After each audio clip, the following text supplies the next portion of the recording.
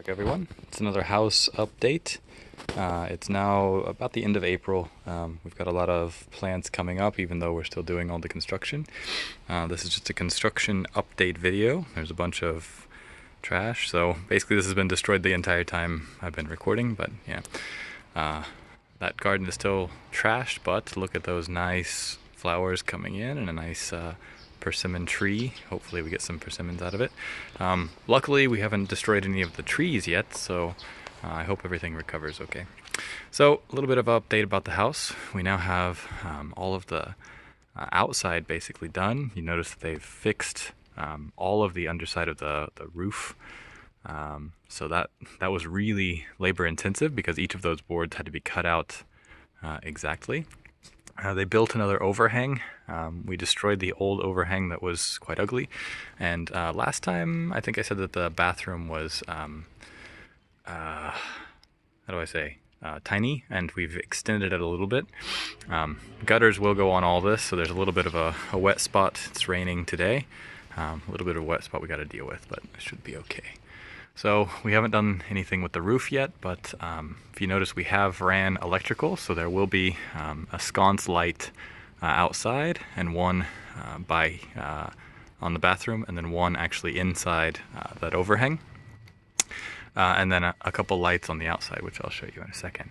We also have put on the doors. So this is the south-facing door, so we'll get a bunch of sunlight, and then we'll have kind of like a patio or a deck coming out here. It's called, in Korean, it's called a maru. It's a very specific traditional type. It's really, really pretty. I'm not sure yet what we're going to do about an overhang. There was an overhang before, but I think without the overhang, it looks much better. So I'm thinking about some sort of temporary overhang, and right above the door there'll also be a light. So I'll show you around back real quick, just because I think it looks way better than it did. Some of the initial pictures, there was kind of an overhang hanging here, and there was an ugly gutter system, and all of this was completely filled with crap, basically. So now they've gone through and fixed all of the, I would call it soffits, but I don't know what the Korean term is. They're not exactly soffits, but they work essentially the same way.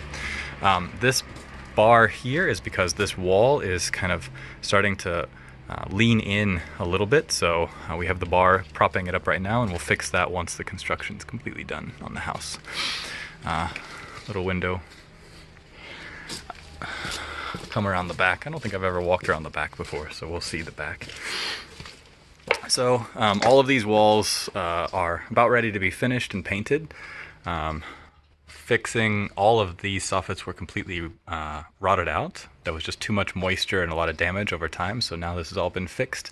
Needs to be painted. We have one window on the back facing a huge wall, and the reason we have this window, even though there's no view, is because there's a breeze that comes through this alleyway, and if we open up the window, then we should get on the north and the south, we should get a nice breeze through the house. That's the hope, because I didn't install an air conditioner, so usually 1 or 2 weeks in Korea are extremely hot, so hopefully that's enough for everything. Right now we have tank gas system hooked up because we don't have city gas. This is our water boiler all patched in. We have a floor heating system. So there's a couple different, basically these control a couple different circuits, and each circuit goes to a different room in the house. So we have basically 4 different circuits and 4 different controllers. So we can turn on the kitchen heat, floor heat, 2 rooms, and the living room floor heat are all separated. And the floor heating system is actually really, really nice. I like it.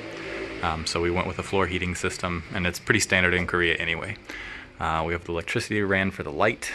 And then coming around, so this is the side of the kitchen. And before there was no door here, we've added this door in the back. We're also going to do a patio in the back, and then there was an overhang here, but we've taken that down. And I'm trying to make kind of like an overhang that you can step up onto. So you can, I want to do a little garden on top of the overhang, so I need to make an overhang that can support weight, basically. All right, so coming into the kitchen.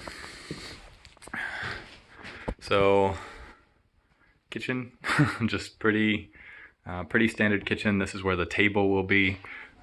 This is where the sink and the stand will be. The window is actually a lot lower than what I expected it to be afterwards, after they poured the concrete. But they claim that the sink will go right up, the backsplash will go right up against the window, and that's fine. So yeah, I hope it works out. It's a little bit short for me, but yeah, it's okay.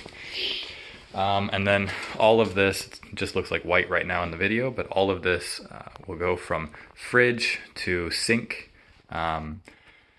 closed washing machine underneath the window, sink. So fridge, sink, closed washing machine, basically counter space, and then induction cooker and oven, and then a hood. And I'm not sure if we're going to do above just shelves yet, or if it's going to be cabinet space. Shelves or cabinet space, not sure.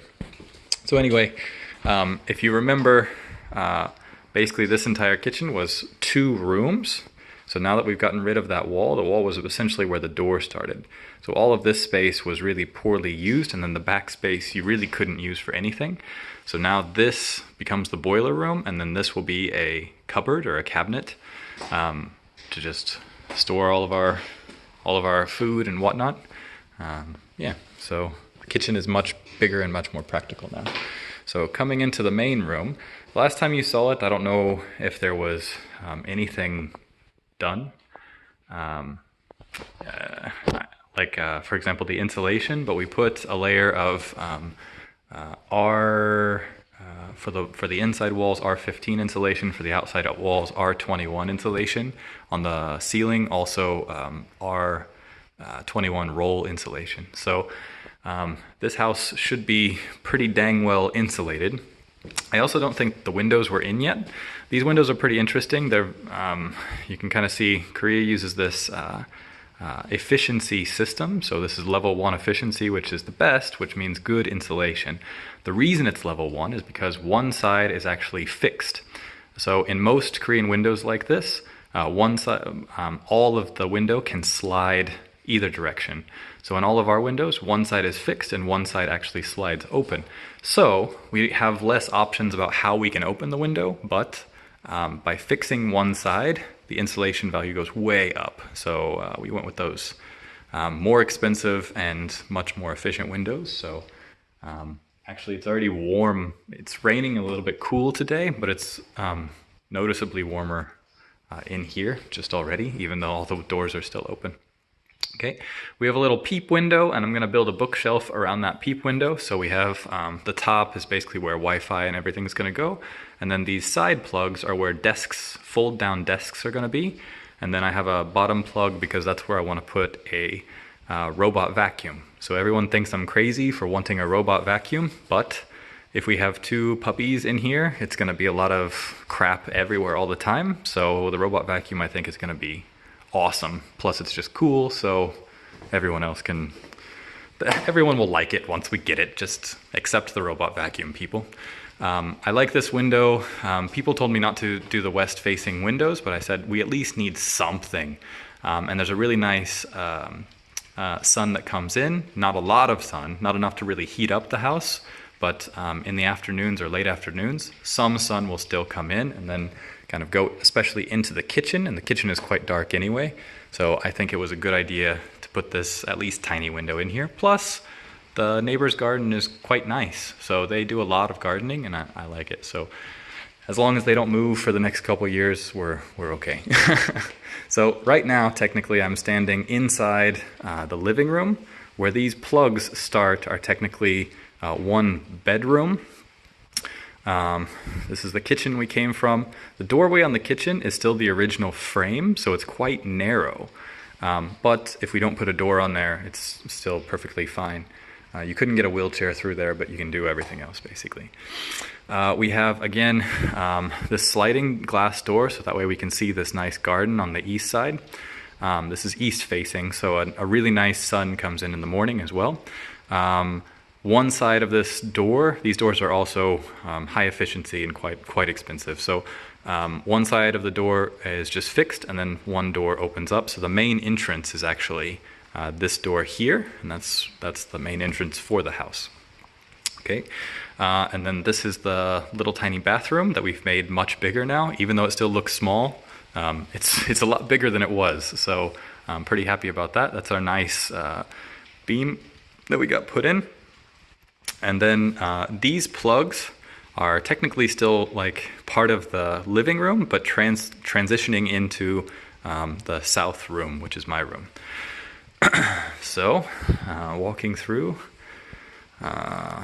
show the, so fan hole, little tiny window, still the same window, roll insulation just like we do in the US, light hanging down, and then we have right across from the door, the toilet, and I wondered why they were doing that, and they said in case somebody knocks, you can knock on the door back to signify that you're in the toilet. And I'm like, I just usually yell like, yep, something like that, but whatever, that's their style.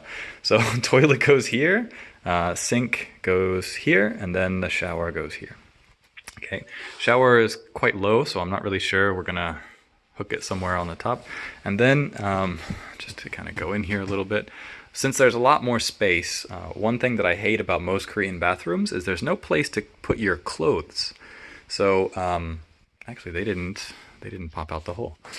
There's no place to put your clothes. So what I'm thinking about doing is putting like a waterproof shelf on this side of the wall. You can't really see it because now it's just blue. On this side, the shower is over here, so just on the opposite side, putting a very narrow closet that you can hang your clothes in or do something else. We have one electrical outlet here that I'm going to build into the back of the closet.